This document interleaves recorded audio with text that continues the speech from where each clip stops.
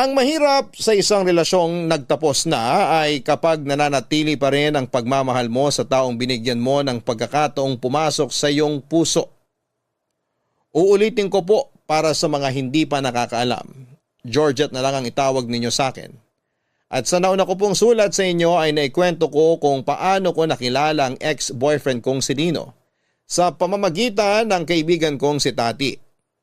Perfect boyfriend na sanang maituturing si Lino kung hindi lang dahil sa dala-dala nitong family issues na siyang unti-unting sumira sa pagsasama naming dalawa. Para itong anay na sinira ang matibay naming relasyon. Sa huli pagkatapos ng halos 9 na buwang pagsasama, mas pinaboran ko ang peace of mind ko at nakipaghiwalay ako kay Lino kahit na alam ko sa sarili kong siya pa rin talaga ang itinitibok ng puso ko. Pagkatapos ng breakup ay nag-delete agad si Lino ng social media. After all, ako ang dahilan kung bakit nagdesisyon siya na gumawa ng mga account. Pero dahil wala na kami ay wala na rin siyang rason para gumamit ng SOCMED. At kahit nasaktan ay never akong nag-vent o nagpasaring sa Facebook kaya naman hindi aware ang pamilya at mga kaibigan namin sa nangyari. Since si Tate ang nagreto kay Lino sa akin, natural lang na siya ang unang makaalam sa nangyaring hiwalayan.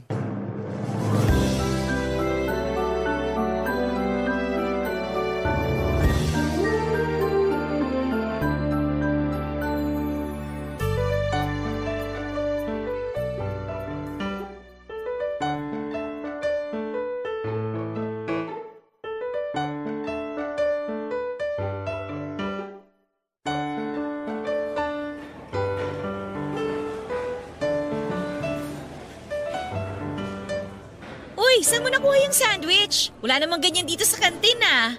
Baon ko to. Nanawa na ako sa mga pagkain dito sa kantin kaya ako na mismong gumawa ng snack ko. Magandang idea yan ha. Mas tipid pa kasi ang mahal ng mga pagkain dito.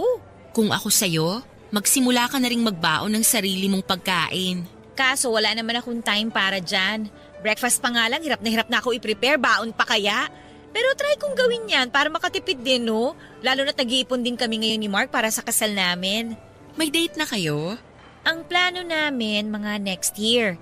Pero bago yun, syempre dapat magkaroon muna ng bridal shower, no? Siguro baka mga ilang buwan bago yung kasal. Bridal shower? At bakit ikaw ang nagde-decide niyan? Hindi ba traditionally yung maid of honor dapat ang nagpaplano niyan? Kasi supposedly, surprise yung shower para sa bride, di ba? Wala naman ako aasahan sa kapatid kong yun eh. Kaya ako na nagplano para sa sarili kong bridal shower. Isa pa, ako lang din naman ang gagastos nun. Sabi ko kasi sa'yo, ako na lang gawin mong maid of honor eh. Eh di sana hindi ka nagagastos, maso-surprise ka pa. Naipangako ko na kasi yun sa kapatid ko. Ako rin kasi ang maid of honor niya nung kinasal siya eh. Tsaka instead na bridal shower for the girls only ang mangyayari, magiging wedding shower yung event. Para lahat ng family and friends kasali. Pwede rin naman yan, lalo na kung nagtitipid kayo. Halo-halo din naman kasi ang mga friend namin. Mahirap paghiwalayin ng babae at lalaki. Alam mo namang one of the boys ako nung kabataan ko, di ba? Tsaka ayaw mo nun? Magkakasama kayo ni Lino sa party? Tungkol pala dyan. Wala na kami ni Lino. Ha? Teka. Wala na kayo? Oo, Kailan pa? nung nakaraang linggo pa. Bakit naman hindi mo sinabi sa akin kagad? Oh my gosh, okay ka lang ba? Okay lang naman ako. Mahirap yung ginawa kong desisyon pero wala na akong choice eh. Tuluyan ang nagbago si Lino. Nagpalamon siya sa problema niya kaya ako na ang bumitaw. Nakakalungkot naman. Kala ko talaga tuluyan na siya nagbago eh. I mean, ibang-iba na siya ngayon eh. Hindi na siya katulad nung college pa lang kami. Kahit kasi gaano pa kaganda yung ugali ni Lino, nasasapawan yun ang mga problema niya sa pamilya eh. Hindi niya kayang kontrolin yung nararamdaman niya. Normal na Lino siya kapag walang alak. Yun yung Lino na minahal ko. Pero kapag nakainom na, nag-iiba na siya. Lumalabas na yung mga nakatagong emosyon niya. Nakakagawa na siya ng mga bagay na hindi ko inaasahan na kaya pala niyang gawin. I'm sorry ha. Ako may kasalanan nito eh. Dapat pala hindi ko na lang siya pinakilala sa'yo. Wala kang kasalanan. Hindi mo naman alam kung ano pinagdadaanan ng mga tao sa paligid mo. Masaya naman ako na nakilala ko si Lino. Kahit papano, na-enjoy ko yung company niya. Sana nga lang, ma-resolve niya na yung problema niya sa papa niya. Kapag ba naayos na niya yung issue niya sa papa niya, may chance pa ba na magkabalikan kayo? Hindi ko alam. Kung ako yung tatanungin, gusto ko sana. Pero sa ginawa ko, yung iniwan ko siya sa kalagitnaan ng laban niya, kung kailan lugmok siya, sa tingin ko hindi na kami magkakabalikan ulit. Tinalikuran ko siya eh. May intindihan naman niya siguro yun. Ako, naintindihan kita kung bakit mo yun nagawa kasi paulit-ulit na nangyayari sa'yo yung mga ganung bagay eh. Wala ka nang ibang natanggap mula sa mga naging boyfriend mo kundi sakit ng ulo. Nakakapagod din kasi minsan. Pero kumusta ang estado niyong dalawa? In good terms ba kayo o hindi na talaga kayo nag-uusap? Maayos naman yung naging hiwalayan namin. Nasabi ko sa kanya yung rason kung bakit ko yun nagawa.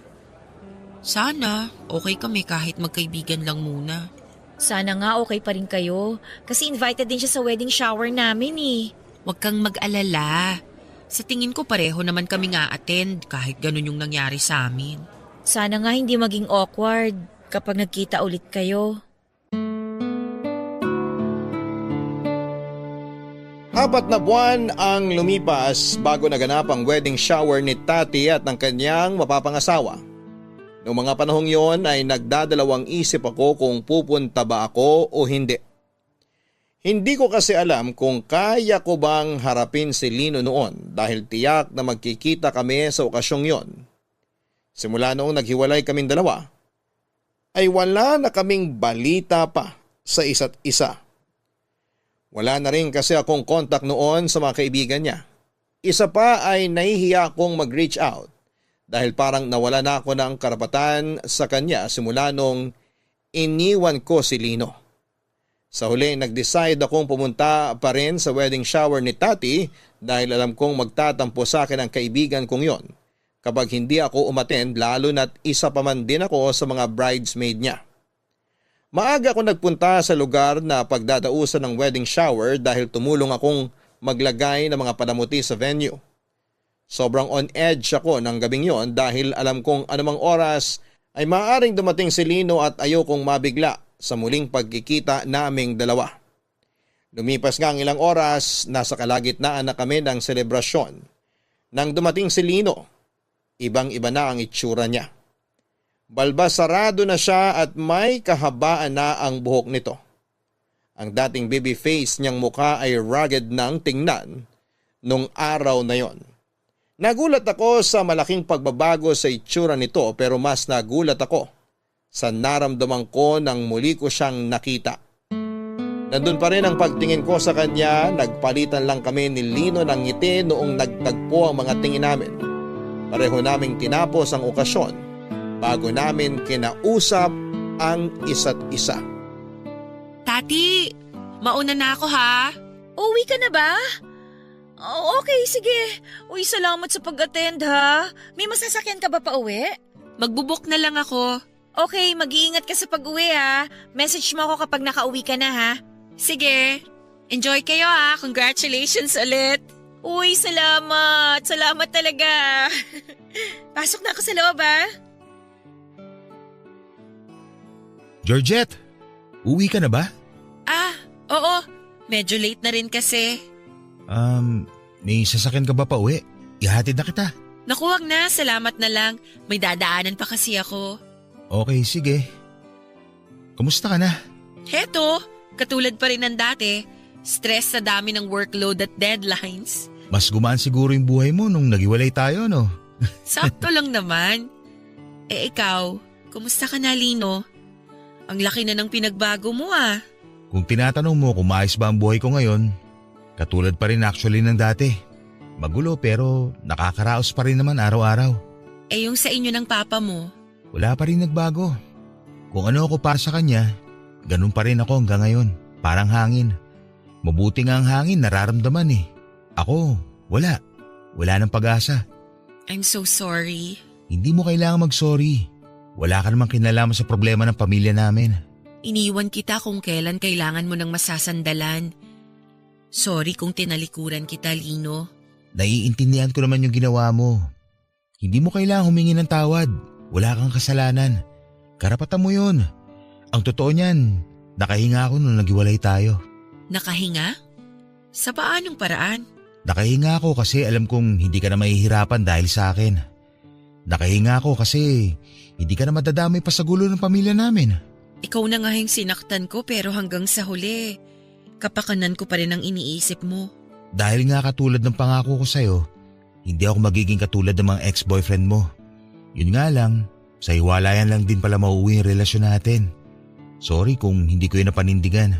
Siguro, sign din yon na pareho tayong hindi handa para sa relasyong inaasahan natin. Pero aaminin ko, na-miss kita. Ako rin, na-miss kita. Minsan, binabalikan ko yung mga masasayang araw na magkasama tayo. Napapaisip ako ng, what if nagstay ako? What if hindi ako bumitaw? May magbabago kaya? Sa tingin ko, wala. Walang magbabago kasi yung pakikipag-iwalay mo sa akin ang nagsilbing eye-opener sa buhay ko. Eye-opener? Paano? Narealize ko na hindi pwedeng ganito na lang ako palagi. Hindi ako makakaahon mula sa pinagdadaanan ko kung ako mismo nagtutulak sa sarili ko para malunod. Noong nakipag-iwalay ka sa akin, narealize ko na kailangan ko nang harapin tong problema ko. At kung sakali mang wala na talagang chance na maayos pa ang pagsasama namin ni Papa, kailangan ko nang tanggapin yun. Good luck. Dalangin ko na ano man ang maging outcome nitong pagharap mo sa problema mo, sana makayanan mo. Hindi ko naman tuluyang isinasara yung pinto ko sa'yo eh. Kapag kailangan mo ng makakausap, nandito pa rin ako para makinig. Kahit bilang kaibigan, handa kitang suportahan. Ang ibig bang sabihin nito, pwede pa rin tayo maging magkaibigan? Oo naman. Seryoso ka? Oo. Kaibigan lang muna. Salamat. Dahil friends na tayo, baka naman pwede na kitang ihatid. Walang mali siya. Sige na nga, hatid mo na ako. Medyo mahal din pag nag-book ako pa uwi eh. Tara, doon ako banda nakapark. Papadudot, hindi ko inaasahan na magiging maganda ang araw na yon para sa akin. Akala ko noon ay mauwi sa awkwardness ang muling pagkikita namin ni Lino, pero kabaliktaran nito ang nangyari. Sobrang nag-enjoy ako sa party na nangyari dahil kay Lino. Napainom nga ako ng wine nang wala sa oras. At for the first time ay nakasalo ko si Lino sa inuman. Taliwas sa inaasahan ko ay nakontrol naman ni Lino ang alkohol na iniinom nito. Nagulat nga ako dahil maaga siyang tumigil sa pag-inom. Hindi siya nagwala o nakipag-away na ayon sa mga kaibigan niya ay bago lang sa kanya.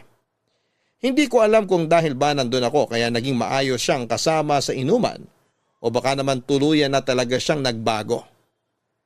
Kung yun man ang nangyari ay masaya ako para sa kanya, papadudot. Dahil sa muling pag-uusap namin ni Lino ay nanumbalik ang koneksyon naming dalawa. Nagsimula muli kami bilang magkaibigan at aaminin ko na iba ang naging pagsasama namin ng time na yon kumpara nung magkasintahan pa kami. Naging mas open sa akin si Lino at minsan ay sa akin pa siya humihingi ng advice at nagtatanong kung ano ba ang dapat at tamang gawin kapag hindi siya makapagdesisyon. Kaibigan ang naging turing niya sa akin at naramdaman ko ang kaginhawahan nung sa wakas ay nagsimula na niya akong pagkatiwalaan. Isang bagay na hindi ko naramdaman noong boyfriend ko pa siya. Dahil sa pagiging open sa akin ni Lino ay unti-unti kong nalaman ang totoong kwento ng kanilang pamilya. Papadudot, nung naging kami ni Lino ay naka-close ko na rin ang mga kaibigan niya. Nung nalaman nila ang hiwalayan sa pagitan naming dalawa ay naging concerned din sila sa akin. Pero nung nakita nilang okay naman kami sa isa't isa ay nanatili kaming magkaibigan kahit na may pinagdaanan kaming dalawa ay natuwa sila. May pagkakataon nga noon na ini-invite pa ako ng mga kaibigan ni Lino na lumabas para magkape o mamasyal sa ibang lugar. Minsan ay may mga pagkakataon na tinutokso nila kami na magkabalikan na lamang dahil parang wala naman daw nagbago sa aming dalawa. Pero ang hindi nila alam ay mas naging komportable kami ni Lino sa isa't isa. Simula noong naging magkaibigan lang muna kami. Wala na kasi yung pressure ng magpa-impress sa bawat isa dahil wala na kaming romantic relationship na pinangangalagaan. Sa mga sumunod na buwan ay nakita ko ang pagbabago sa ugali ni Lino. Unti-unti siyang bumalik sa dating siya. Pero katulad ng sinabi ko, hanggat hindi naaayos ang gusot sa pagitan nilang dalawa ng kanyang ama, ay wala talagang pagbabagong mangyayari. Muling pinaalala sa akin ni Lino ang rason kung bakit ako nakipaghiwalay sa kanya nung muli siyang nagpalamon sa espiritu ng alak. Nagkaroon noon ng birthday party ang isa sa mga kaibigan nito sa Tagaytay. Naimbitahan ako sa okasyon na yon at doon ay nagkaroon ng inuman. Napunta ang usapan ng grupo sa pagiging single parent dahil ilan sa mga kasamahan namin ay may mga anak na. Medyo sensitive ang topic na yon para kay Lino at na-trigger ang personal issues nito. Dala na rin ang kalasingan ay nagkaroon ng misunderstanding si Lino at isa sa mga kaibigan niya. Nag-init ang ulo ni Lino at nagwala siya sa puntong hindi na siya maawat ng mga lalaking kasama namin doon. Ang palitan ng masasamang salita ay nauwi sa pisikalan. Kinailangan na lang umuwi ng isa sa kanila para matigil na ang mga gulo. Matapos ang nangyaring away ay naiwan si Lino sa pangangalaga ko habang nagpapalamig ito ng kanyang ulo, Papa Dudut. Aw! Aray! Sorry. Masakit ba? Medyo mahapde. Ang bigat ng kamay mo eh. Malamang mahapdi. Singsing ba naman ang tumama dyan sa mukha mo eh? Oh, wag mong iiwas yung mukha mo. Lilinisin ko yung sugat. Pasensya na kanina. Hindi ko napigilan yung sarili ko. Akala ko ba nagbago ka na? Sa dami kasi ng pwedeng pag-usapan, bakit sa magulang pa napunta yung topic? Hindi naman nila sinasadya yun eh. Siyempre, matatanda na tayo. Hindi na bago yung topic na yun sa atin. Lalo na yung iba sa mga kasama natin ay may anak na. Nakaka-personal lang kasi. Pinersonal mo kasi. Nakikipagbiruan lang naman sila tapos ikaw tong napikon. Sino hindi mapipikon dun? Sinabihan ako hindi ako mahal na magulang ko. Expression kasi yun. Masyado mo naman kasing sineryoso. Kung sa bagay, wala ka kasing social media, kaya hindi mo alam kung ano yung mga trending na mga joke ngayon. Kahit na biro yun o expression online, hindi pa rin yun maganda. Masyado silang insensitive. Gets naman kita, pero hindi violence ang solusyon sa mga ganong bagay. Kaya nga ako humingi ng tawad sa'yo. Huwag ka sa akin humingi ng tawad. Doon ka mag-sorry sa taong nakasuntukan mo, pati na rin sa may birthday ngayon. Oo na. Georgette, Oh, alam mo bang papasboy ako noon? talaga? Nung bata ako, mas close kami ni Papa. Ako yung laging kasakasama niya kahit saan siya magpunta. Lagi nga niya ako sinasama sa trabaho niya noon eh. Si Kuya naman, sila ang close ni Mama. Ano ba kasing nangyari? Paano kayo nagkaroon ng alitan ng papa mo? Nahuli ko siyang may ginagawang kalokohan. Bisperas ng Pasko noon. Pagkatapos kumain ng Noche Buena, nagsitulugan kami kagad kasi pagod. Ako, naiwan akong gising kasi may kausap ako sa phone. Tapos, napansin ko si Papa na lumabas ng bahay. Sinilip ko siya mula sa bintana ng kwarto ko. Nagtaka ako kasi 2:00 na noon. Tapos, imbis na gumamit ng sasakyan, naglakad lang siya. Anong ginawa mo? Sinundan mo siya? Oo, lumabas ako. Sinundan ko siya kasi gusto kong malaman kung saan siya pupunta ng ganong oras. Pagdating sa pangatlong kanto mula sa bahay namin, isang kotse yung nilapitan niya tapos sumakay siya sa loob. Sino naman yung nasa loob ng kotse? Babae. Tinted yung mga salamin ng sasakyan pero nung binuksan ni Papa yung pinto, bumukas din yung ilaw sa loob. Nakita ko na babae yung nagmamaneho. Hindi ko na alam kung anong ginawa nila sa loob kasi pag-asaran ni Papa ng pinto, namatay din kagad yung ilaw. Babae niya ba yun? Yun din ang naisip ko eh. Pero hindi ko na sila inantay kasi baka mahuli ako. Bumalik ako sa kwarto saka hinintay si Papa na bumalik. 30 minutes din siyang nawala. Kung ano man ang ginawa nila sa kotse, hindi ko na alam. Tinanong mo ba siya kung sino yung babae? Hindi na. Kasi nasagot kagad yun nung umaga. Nung araw ng December 25, Lalabas sana kami buong pamilya. May nakaset na dinner para sa amin sa labas na nireserve ni Mama. Kaso, hindi sumama si Papa dahil masama raw ang pakiramdam niya.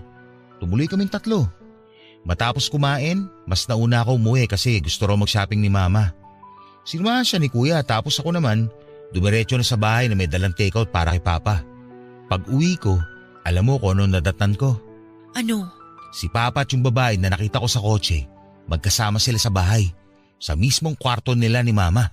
Oh my gosh! Dinala niya yung babae sa bahay niyo? Hindi ko nga alam kung bakit niya naisip na gawin yun eh. Siguro dahil lang napag-usapan, mga alas 9 ng gabi pa kami makakauwi.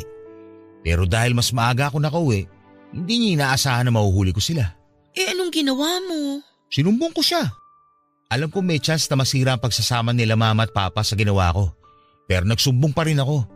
Kasi sobrang dismayado ako nun sa Papa ko. Mula nung araw na yon hanggang matapos yung buwan, bago magpalit ng taon, parang naging giyera na sa loob ng bahay. Lahat nag-aaway na. As in lahat kami na literal. January 1st, nakita na lang namin si Mama na walang buhay. Nag-suicide siya. 16 years old lang noon si Lino noong nangyari ang trahedyang yon sa pamilya nila. Simula noon ay hindi na raw bumalik sa dati ang pakikitungo sa kanya ng kanyang ama. Sinisisi siya ng tatay niya sa pagkamatay ng kanilang ilaw ng tahanan. Maging ang kuya niya ay nagkaroon din ng galit noon sa kanya. Nilayuan si Lino ng kanyang tatay at pinarusahan niya ito sa pamamagitan ng pag-iitsapwera sa kanya sa sarili niyang pamilya. Bilang isang binatang nawala ng ina, ay mahirap para kay Lino na maging ang kanyang ama ay itanakwil siya. Kaya naman naiintindihan ko na siya kung bakit sa ganong direksyon napunta ang buhay niya. Nang gabing yon ay buong magdamag kaming nagkwentuhan ni Lino tungkol sa naging buhay niya. Yun ang isang bagay na hindi niya nagawa sa relasyon namin kaya naman nagpasalamat ako sa kanya na sa wakas ay pinagkatiwalaan na niya ako. Marami akong nalaman tungkol sa naging relasyon nilang mag-ama. Matapos mamatay ang mama nito, halos 1 taon din pala noong walang kibuan sina Lino at ang papa niya. Ganon din ang kuya niya sa kanya. Hindi siya kinikibo. Si Lino kasi ang sinisisi nila sa nangyari sa kanilang ina. Pero kalaunan ay natutunan din naman siyang patawarin ang kanyang kapatid. Yun nga lang ang kanyang papa kailanman ay hindi na siya pinatawad. Sa mga sumunod pang mga taon ay nagsimulang maikumpara si Lino sa kanyang nakatatandang kapatid. Mas lalo raw naramdaman ni Lino noon kung paano ang mag-isa sa buhay. Walang kakampi, walang masasandalan. Kaya naman noong kabataan ni Lino ay naging rebelde siya. Lagi siyang naipapatawag sa dean's office. Ilang beses siyang nasususpend dahil laging napapaaway at pumapasok sa klase ng lasing. Pero ang lahat ay nagbago nung dumating sa buhay niya si Tati na noon ko lang nalaman ay naging ex-girlfriend pala ni Lino. Oo, naging boyfriend ko nga si Lino nung college kami. Eh bakit hindi mo sinabi sa akin? All this time hindi ko alam may past pala kayong dalawa. Parang hindi naman kasi kailangan sabihin yun eh. Para saan pa? Matagal nang nangyari yun, kaya hindi ko na kailangan ungkatin pa yun. Pero kahit na, magkaibigan tayo, dapat aware pa din ako dun. Sorry ha, kala ko naman kasi hindi na big deal yun eh. Hindi mo naman kailangan mag-sorry. Nagulat lang ako nung nagsabi sa akin si Lino na ikaw pala ang dahilan kung bakit pilit niyang binago ang buhay niya.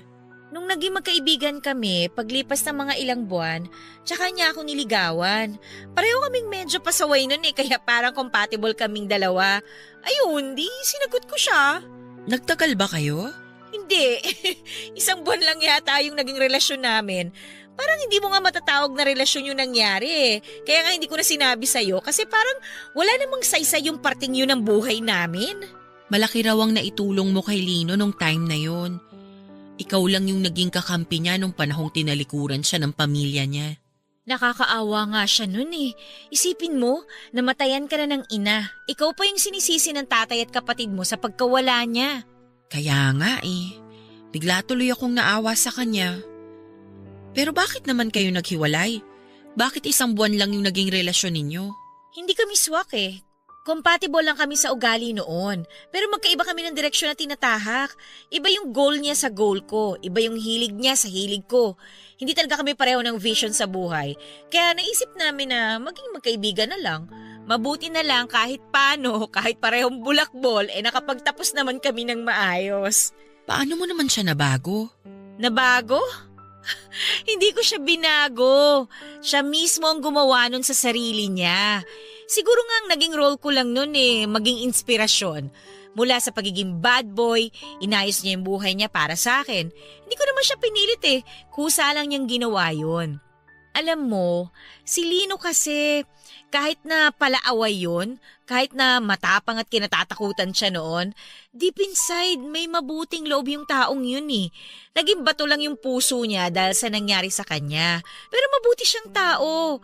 Ang problema nga lang, kahit anong pilit ang gawin niyang pagbabago, nahihila talaga siya pabalik dahil sa pagiging matigas sa kanya ng tatay niya.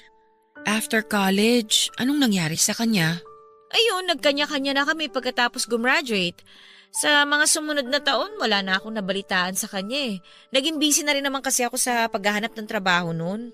So paano kayong naging close ulit? Mga 3 or 4 years ago yata nung nagkita ulit kami. Alam mo, ang laki ng pinagbago niya. Sobrang successful na niya. Ibang-iba na siya compared nung college kami. Ang kwento niya sa akin, tinulungan daw siya ng kapatid niya para makahanap ng trabaho. Kaya nga nung pinakilala ko kayo sa isa't isa, akala ko naman wala nang problema. Kasi nagawa ko namang alisin yung masamang ugali ko Kaya akala ko ganun din siya. Yun pala, front lang yung pagiging green flag niya. Parang ganun na nga yung nangyari. Para siyang bahay na maganda sa labas, pero sa loob sobrang gulo. Pero tama yung sinabi mo na mabuting tao si Lino. Ramdam ko yon. Ang gusto ko lang malaman, anong klaseng trauma ba kasi ang inabot niya sa tatay niya para magkaganon si Lino? Ay nako, grabe yung tatay niyang yun. Kahit siguro mamatay si Lino, walang pakialam yung tatay niya Mabuti nga nandyan yung kuya niya na laging nagbabantay sa kanya. Ay, paano kaya natin siya matutulungan, no?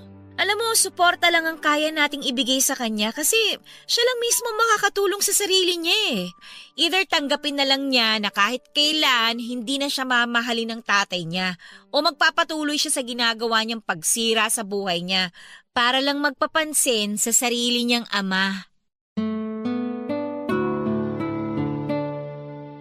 Papadudot na pagtanto ko na hindi lahat ng nakikita ng ating mga mata ay totoo. Best example na doon si Lino na sa unang tingin ay para bang napaka-successful niya sa buhay. Akalain mong nasa kanya na ang lahat pero kapag nakilala mo siya ay marami pala siyang tinatagong sugat mula sa kanyang nakaraan. Mahirap husgahan ng isang tao na ang tanging nais lang naman ay ang pagkalinga at pagkilala mula sa sarili niyang mga magulang. Nahabag ang loob ko para kay Lino at sa parehong pagkakataon ay humanga ako dahil kahit papaano ay nakaya niyang dalhin ang mga problema niya ng ilang taon. Nakonsensya din ako na sa halip na tulungan at sasamahan ko siya sa mga problema niya ay iniwan ko pa siya. Medyo selfish ako sa part na yon pero nung nalaman ko ang totoong kwento ay handa naman akong suportahan siya sa pagharap niya sa kanyang problema. Buwan ang lumipas na natiling matatag ang pagkakaibigan namin ni Lino. Parang ang walang nagbago sa samahan namin. Kung ano kami noong magkasintahan pa lamang kaming dalawa ay ganun pa rin ang turingan namin kahit na magkaibigan na lamang kami. At ang kaibahan nga lang ay wala na kaming anumang romantic feelings na ipinapakita para sa isa't isa. Kapag hindi nakainom ay maayos namang kasama si Lino. Sana nga ay hindi na lang naimbento ang alak nang sa ganon ay hindi lumabas ang ibang ugali nito. Masyado na kasing malala ang anger issues ni Lino na lalong natitrigger kapag nahaluan ng alak ang sistema niya. Masyado siyang sensitive sa mga bagay kapag lasing na at yon ang ikinababahala ko tuwing tumitikim ng alak si Lino. Kaya naman bilang kaibigan ay sinubukan kong gawin ang lahat para maiwasan nito ang pag-inom ng alak. To be fair ay willing naman si Lino na baguhin ang pagiging palainom niya. Yun lang ang tanging maitutulong ko sa kanya dahil wala naman akong ibang magagawa pagdating sa problema nilang mag-ama. Noong sinabihan ko siya na gusto ko siyang tulungan, at least kahit na anger management lang niya, ay nakita ko naman ang kooperasyon niya sa akin. Umiwas siya sa alak at hindi na siya noon lumalabas para magwalwal. Ang ginawa namin ay uminom na lamang kami ng kape sa labas at naging misyon na naming dalawa ang tikman ng lahat ng kape sa buong Metro Manila. Occasionally ay tumitikim pa rin naman si Lino ng alak lalo na kapag may gatherings o okasyon. Pero kapag kasama niya ako ay nalilimitahan lamang ito at nasasabi sa akin ni Lino na ang dahilan kung bakit siya nalulong sa alak ay yun na lang daw kasi ang tanging paraan para maibsan ang tampo at sakit na nararamdaman nito sa kanyang ama. Kahit paano papadudot ay kasama ang mga kaibigan sa inuman, ay naramdaman niya ang halaga niya bilang isang tao at naiintindihan ko yon. Pero dahil kasama na niya ako, kahit papaano ay ako na ang pumawi sa lumbay na nararamdaman nito. Halos kalahating taon ding iniwasan ni Lino ang pag-inom ng alak. Unti-unti ay bumalik nga si Lino na nakilala at minahal ko. Unti-unti ay nakita ko ang pagbabago sa buhay nito. Mula sa lalaking punong-puno ng hinanakit sa buhay, ay naging masiyahin at mas open na siya sa mga tao papadudot. Kasabay noon, ay muling nanumbalik ang pagtingin ko para sa kanya. Ang naramdaman kong yon ay mas umigting pa nung sa wakas. Matapos ang mahabang panahon ay naisipan akong dalhin ni Lino sa kanilang bahay para ipakilala sa kanyang ama.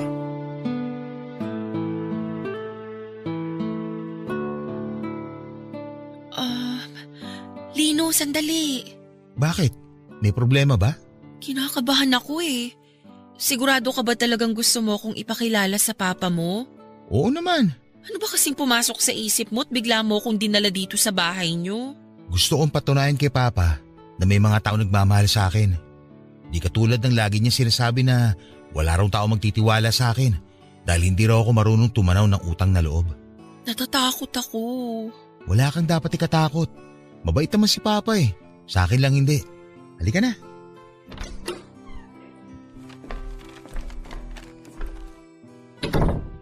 Pa? Ayun siya, halika. Pa, magandang gabi po. Kumain na po ba kayo? May kasama pala ako. Gusto ko siyang ipakilala sa inyo. Ito po si Georgette, kaibigan ko. Magandang gabi po. Magandang gabi rin. Ito po, niinuwi kaming pagkain para sa inyo. Kumain na ako. Ganun po ba? Ilalagay ko na lang po to sa ref para may kainin kayo mamaya sakali magutom kayo. Pwede nyo rin po itong gawing almusal bukas. Hindi na kailangan. Ipinagluto na ako ng kuya mo bago siya umalis. Masarap po yung binili ni Lino na pagkain para sa inyo. Paborito nyo raw po yun. Sabing tapos na akong kumain. Ano bang hindi nyo maintindihan doon? Kaya ko ang sarili ko. Hindi ko kayo kailangan para dalhan ako ng pagkain. Saka sino ka ba sa tingin mong babae ka para pilitin ako na kumain? Wag naman po kayong ganyan sa bisita ko. Wala ka na bang ibang sasabihin? Di mo ba nakikita na may ginagawa ako? Lumayas ka na sa harapan ko. Kita mo, Georgette? Ganyan ako kamahal ang tatay ko. Magsisimula ka na naman ba? Kung umuwi ka lang dito para guluhin ako, mabuti pang umalis ka na lang ulit ng bahay. Hindi kita kailangan dito. Kahit naman sana ngayon lang. Magkunwari kayo nag-aalala kayo sa akin. Ilang araw ako hindi umuwi. Hindi niyo man lang ba ako tatanungin kung saan ako galing? Bakit naman kita tatanungin? May magbabago ba? Lino, umalis na lang kaya tayo? Hindi. Nandito na tayo. Tapusin na natin to. Lino! Siguro nga pa, walang magbabago. Kahit anong gawin ko, kahit patayin ko pa ang sarili ko, hindi na magbabago yung puso nyo. Sa mahabang panahon, pinanghawakan ko yung alaala natin. Pinanghawakan ko yung amang kinalakihan ko na mabait, na may pangunawa, na mapagpatawad. Umasa ako na balang araw, Kapag naghilom na ang lahat ng sugat, matatanggap niyo ulit ako bilang anak. Pero mukhang wala na talaga. Wala na tayong pag-asa. Kailanman hindi na maghihilom tong sugat na ginawa mo sa pamilya natin. Kasalanan mo lahat na nangyari at gusto kong pagdusahan mo yon hanggang mamatay ako. Kasalanan ko ba talaga? Ako ba talaga yung sumira sa pamilya natin? Lino, huminahon ka. Sawa na ako eh. Pagod na akong sisihin ang sarili ko. Buong buhay ko, sarili ko pinanagot ko sa pagkakasira ng pamilya natin pa. Pero kung isipin, wala naman talaga akong kasalanan eh. Ang ginawa ko lang naman, sabihin kay mama yung totoo. Anong napala mo sa pagsabi ng totoo? Hindi ba namatay ang mama mo? Ikaw ang dahilan ng lahat. Kaya huwag kang umasta na parang wala kang ginawa para mamatay siya. Hindi ako pumatay kay mama. Ikaw! Ikaw mismo pumatay sa kanya! Hindi niya kinaya yung sakit dahil sa ginawa niyong panloloko. Kaya siya nagpakamatay. Kayo ang dahilan ng lahat. Anong sabi mo? Huminahon lang po Napakawalang kayo. kwenta mo talagang hayop ka. Anong gagawin niyo? Sasaktan niyo ako? Sige!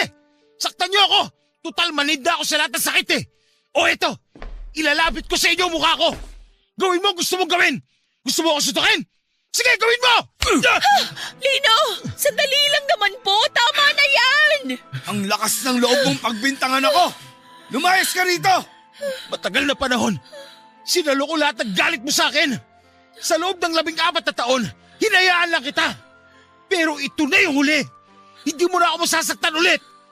Alam mo kung paano?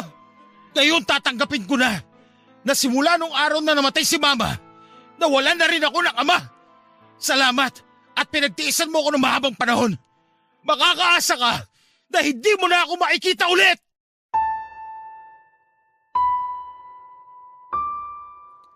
Alam kong labis-labis ang galit na nararamdaman ni Lino nung umalis kami ng bahay nila.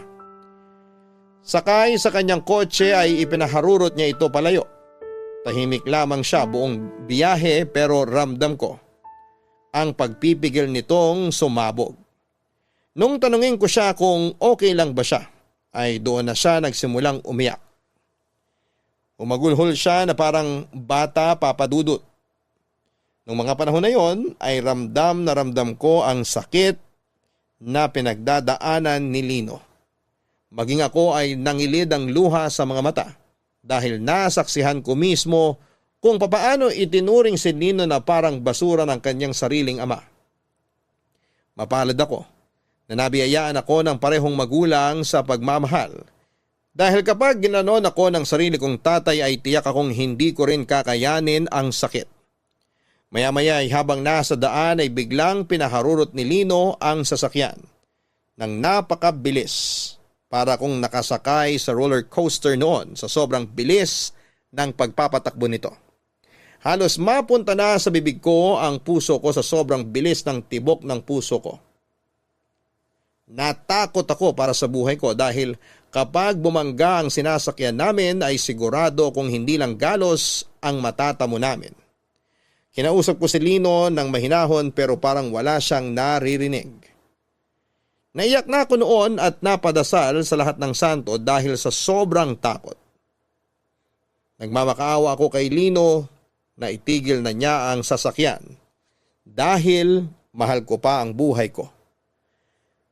Noong nakikita niyang naghahalo na ang luhat sipon sa akin ay sakalang nahimasmasan si Lino. Agad na bumagal ang patakbo nito ng sasakyan at saka siyang muling tumigil sa gilid ng daan para kalmahin ako.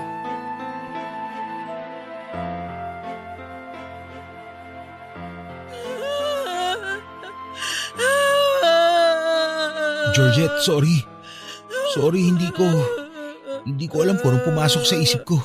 Nababaliw ka na ba? Gusto mo ba ako patayin? Sorry talaga. Akala ko talaga katapusan ko na. Akala ko mamamatay na ako. Hindi man lang ako aabot sa 30. Sorry na. Nadala lang talaga ako ng emosyon ko. Pasensya na kung nadamay ka pa. Dinadamayan naman kita sa mga problema mo ah. Pero ibang usapan na yung itadamay mo rin ako sa pagpapakamatay mo. Hindi ako magpapakamatay. Kahit gaano pa kabigat ang pinagdadaanan ko ngayon. Nangako ko sa sarili ko na hindi ko yun gagawin. Anong hindi magpapakamatay? Parang isasalpok mo na tong kotse mo sa kung saan. Nanggigil lang siguro ako na patakboy ng matulin tong kotse. Pero wala sa isip ko ang magpakamatay. Nagawa ko lang tumalon sa building dati kasi bata pa ako noon. Tsaka kamamatay lang ni mama kaya akala ko wala nang silbi yung buhay ko. Pero nung tumanda na ako, na-realize ko na hindi dapat basta-basta sinasayang ang buhay. Anong tawag mo sa ginawa mo kanina? Hindi normal yon. Hindi ako naniniwala na nanggigigil ka lang na patakbuhin ng mabilis to. May bala ka talaga. Nadala nga lang ako. Sumobra lang yung adrenaline ko. Kaya napadiin yung tapa ko sa silinyador. Magkahalong galit, lungkot at saya kasi yung nararamdaman ko kanina eh. Kaya siguro hindi ko kagad na proseso. Ang dami mong sinasabi dyan. Ewan ko sa'yo. Bababa na ako. Teka lang, Georgette. Ayoko na dito. Magko-commute na lang ako pauwi. Sandali. Bigyan mo ako ng pagkakataong ipaliwanag yung naramdaman ko kanina. Wala akong paki sa'yo. Bahala ka na. Mabilis lang to. Nakaramdam ako kanina ng galit kasi hanggang ngayon, ako pa rin ang sinisisi ni Papa sa pagkamatay ni Mama at sa pagkasira ng relasyon naming dalawa. Lungkot kasi hindi ko na siya habulin. Hindi ko na hanapin yung pagmamahal niya sa akin. Saya kasi sa wakas, nagawa ko na yung matagal kong hinihiling na gawin ko. Ang harapin yung problema na pinagdadaanan ko. Sa wakas, natanggap ko rin sa sarili ko yung totoo. Na wala talaga akong kasalanan. Na hindi akong rason ng lahat na nangyayari sa pamilya namin. Na hindi akong rason ng lahat na nangyayari sa pamilya namin. Hindi akong gumawa ng mali. At alam yun ni Papa. Wala ka naman talagang kasalanan sa nangyari. Isa ka lang anak na pinatawan ng problema na hindi mo naman dapat dala-dala. Hindi mo kasalanan na ng babae ang papa mo. Hindi mo kasalanan kung bakit nawala ang mama mo. Wala kang kasalanan sa pagkasira ng pamilya niyo, Lino. Ang tagal bago ko na-realize yan. Hindi ko alam kung bakit naniwala ako kay Papa na akong pinagmulan ng lahat. Dahil siguro gusto mo lang nan makuha ang loob niya. Kaya mo inako yung kasalanan niya. Siguro nga. So paano yan? Mapapanindigan mo ba talaga yung mga sinabi mo sa papa mo?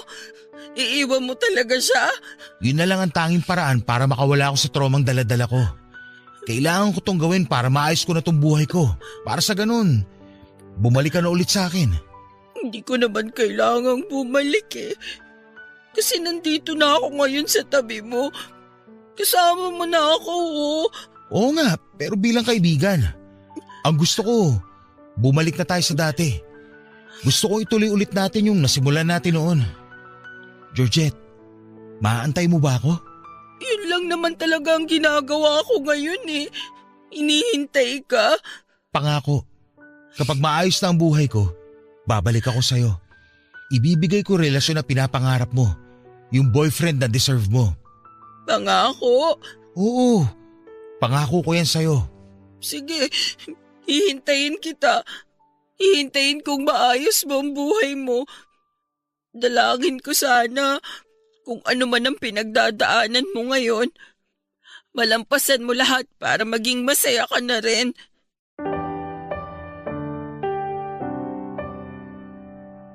Pagkatapos ng pag-uusap namin yon ay naisipan naming mag-road trip ni Lino. Nakarating kami sa Rizal at doon ay sabay naming pinagmasdan ng pag-angat ng araw sa likod ng bundok. Nung oras ding yon ay pareho naming napagtanto ni Lino na mahal pa rin talaga namin ang isa't isa. Nangako ko sa kanya na tutulungan ko siya, na hindi ko siya iiwan katulad ng ginawa ko noon. Noong mas minabuti ko na talikuran siya ng mga panahong lugmok siya. Pagkatapos ng araw na yon ay kinausap ni Lino ang kapatid niya tungkol sa plano niyang gawin sa buhay niya. Ipinaalam ni Lino dito na bubukod na rin siya katulad ng kanyang kuya at maiiwan na mag-isa ang kanilang tatay sa bahay nila. Kahit paano ay suportado naman siya ng kanyang kapatid. Nangako ang kuya ni Lino na siya na ang magbabantay sa kanilang ama. Para sa ganoon ay makapag-focus na si Lino sa sarili niyang buhay. Papadudot ako ang naging saksi kung papaano inayos ni Lino ang kanyang sarili at bumangon mula sa trauma na bitbit niya ng ilang taon. Sobrang proud ako sa kanya ng panahong yon dahil nagawa na niyang bitawan ang mga bagay na nagpapabigat sa kanya. Paminsan-minsan ay nagkakaroon siya ng kaunting relapse. Pero kahit na ganoon ay tuluyan na niyang tinalikuran ang pagiging dependent niya sa alak. Kapag dumarating ang araw na kailangan niya ng masasandalan ay sa akin siya nagpupunta. Ako ang naging kanlungan niya tuwing kailangan niya ng comfort. Tinupad ko ang pangako ko sa kanya na mananatili ako sa tabi niya, lalo na nung dumating yung araw kung kailan isang panibagong problema na naman ang dumating sa buhay ni Lino, Papa Dudut. Papa Dudut, naisip ko noon na baka naman may chance pa na maayos ang pagsasama nila Lino at ng tatay niya. Naisip ko na masasaya pa siguro ang buhay ni Lino kapag nagkaayos sila ng papa niya, kaya sinubukan kong solusyonan ang problema nilang dalawa. Kinonta ko ang kapatid ni Lino para alamin ang kabilang side ng mga pangyayari. Naikwento sa akin ng kuya ni Lino na totoo ngang nag-cheat ang tatay nila. Noong mga panahong yon ay may hinala na talaga ang nanay nila sa ginagawa ng kanilang ama. Pero mahusay na naitago ng kanilang tatay ang ginagawa nitong panluloko. Bukod na lang noong araw na nagkamali ng tansya ang tatay nila, kaya nahuli ito ni Lino na may kasamang babae sa kwarto. Napag-alaman kong may pangatlong kapatid sila Lino. Nagkaroon pala kasi ng anak ang tatay nila doon sa babae niya. At nung nalaman nila ang katotohanan ay 5 years old na ang bata. Ibig sabihin lang noon ay matagal nang niloloko ng tatay nila ang kanilang nanay.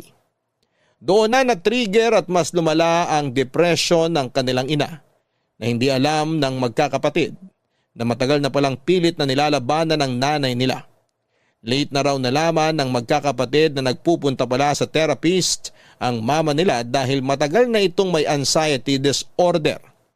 Hindi na raw pala kasi bago sa kanya ang ginagawang pambababae ng kanilang ama.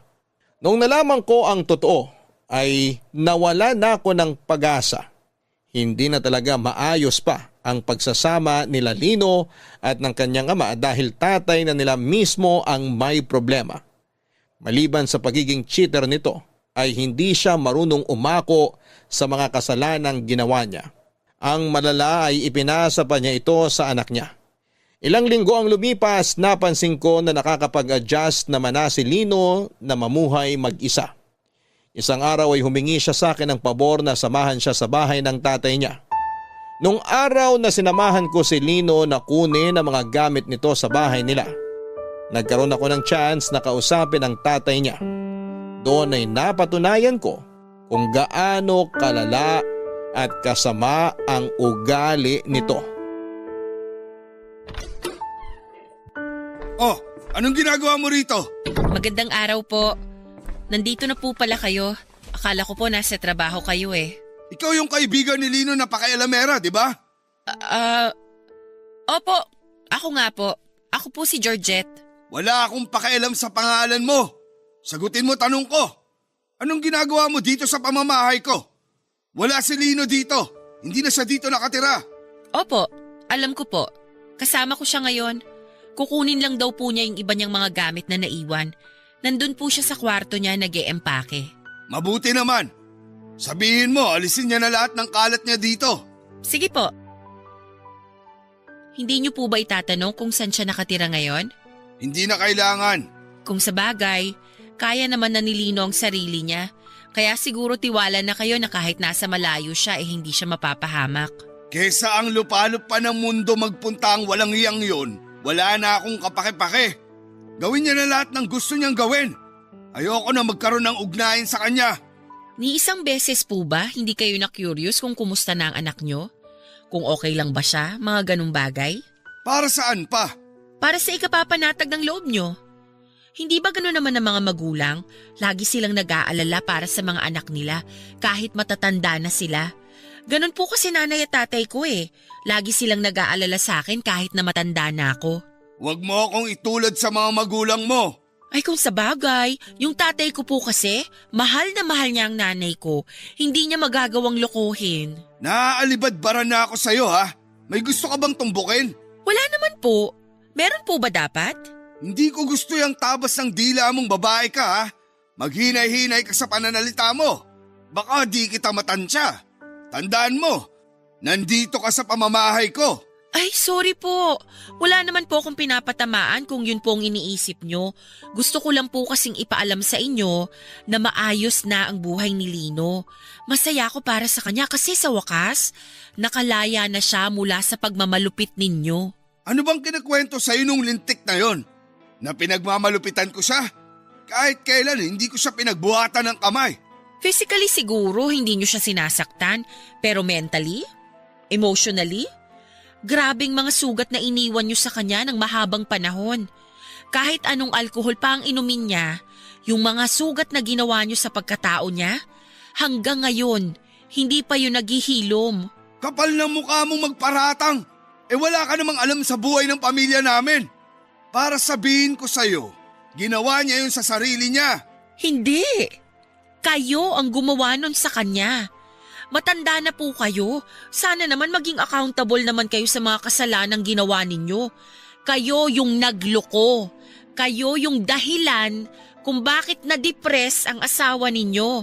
Tapos ngayon, kayo din ang dahilan kung bakit hindi maayos ang buhay ng anak nyo. Kayo ang dahilan ng lahat ng yun. Ang kapal talaga ng mukha mo, no? Talaga? Dito mismo sa pamamahay ko? Dito mo talaga ako babastusin? Yan ba tinuro sa'yo ng nanay at tatay mo na ipinagmamalaki mo? Na makialam sa buhay ng may buhay? Sino ka ba sa tingin mong hayop ka? Isa lang po akong kaibigan na nagmamalasakit. Hindi porket babae ka, palalampasin ko tong kagaguhang ginagawa mo sa akin. Baka gusto mong hindi ka na makalabas dito. Kayang-kaya kitang saktan. Alam ko po yun. Sinaktan nyo nga ang asawa nyo noon eh. Ako pa kaya. Talagang makakatikim ka talaga sa akin. Pa! Huwag niyo sasaktan si Georgette! Kuha ko na. Pinagkakaisaan niyo ako ha. Lumayas na kayo ng babaeng to sa pamamahay ko. Mga walang modo. Yung po talaga ang gagawin namin. Aalis na kami. Pasensya na kung naabala kayo. Ang lakas ng loob mong pumunta rito para bastusin ako. Huwag niyong ipapakita mga pagmumukha niyo sa akin. Lalong-lalo ka na, Lino.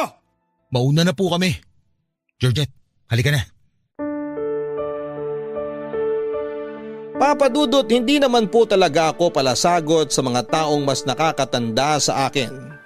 Hindi ako confrontational, pero noong time na yon ay para bang hindi na ako nakapagpigil. Alam kong mali yung ginawa ko at hindi dapat ako nakikisali sa gulo ng ibang pamilya. Pero naawa lang talaga ako noon kay Lino. Hindi ko lubos maisip kung paanong nagagawang tiisin ng isang magulang ang sarili niyang anak.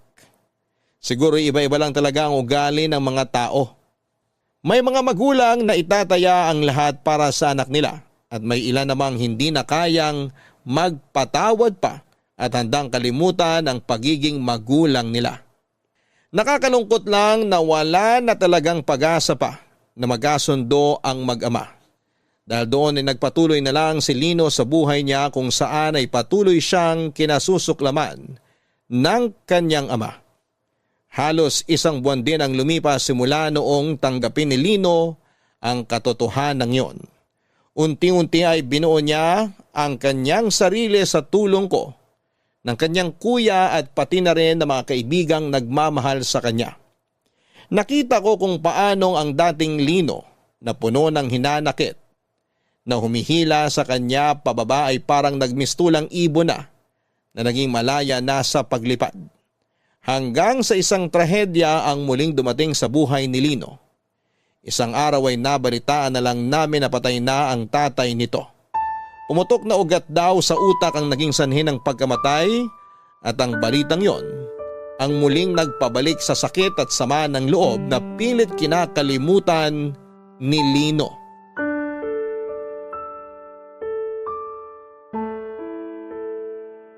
Lino, okay ka lang? Oo, okay lang ako. Hindi ka ba uuwi ngayon? Hindi. Dito na lang muna ako. Total, Sabado naman bukas. Walang pasok.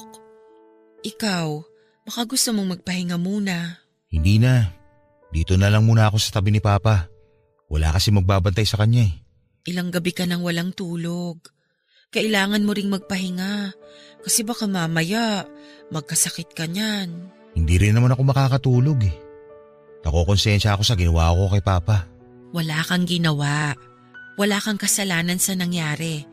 Bakit sarili mo na naman ang sinisisi mo sa pagkawala ng papa mo? Iniwan ko siya, Georgette. Ako na lang kasama niya sa bahay. Tapos, iniwan ko pa siya. Hindi mo naman ginusto yun eh. Ang papa mo mismong nagtulak sa'yo palayo. Kahit na.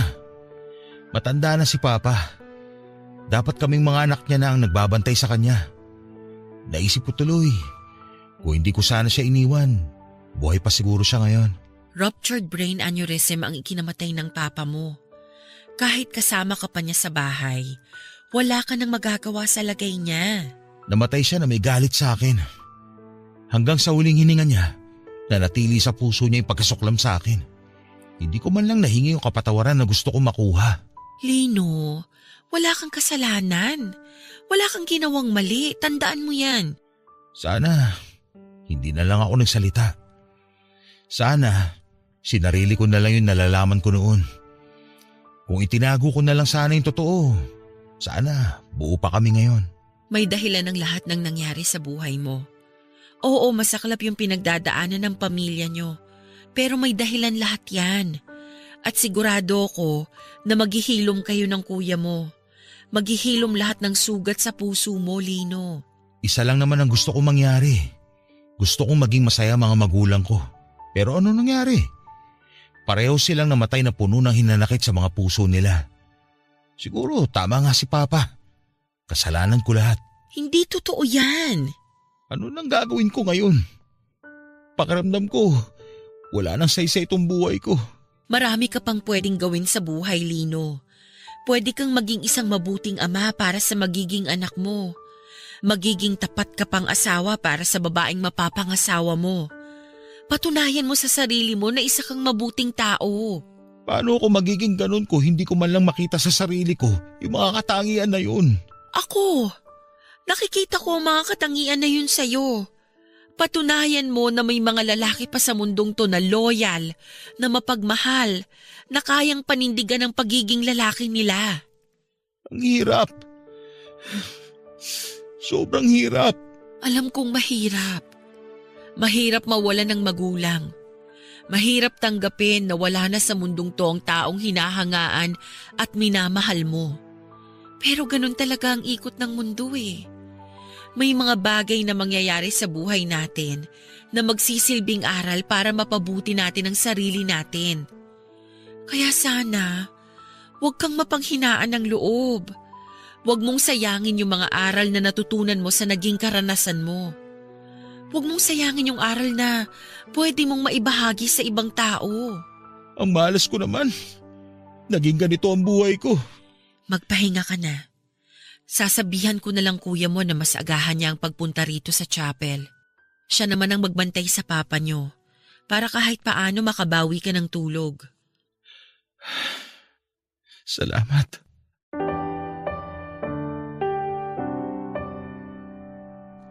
Papadudot, ang mahirap sa mga taong may pinagdadaan ng matinding trauma sa buhay ay hindi mo alam kung ano yung nararamdaman nila sa kasalukuyan.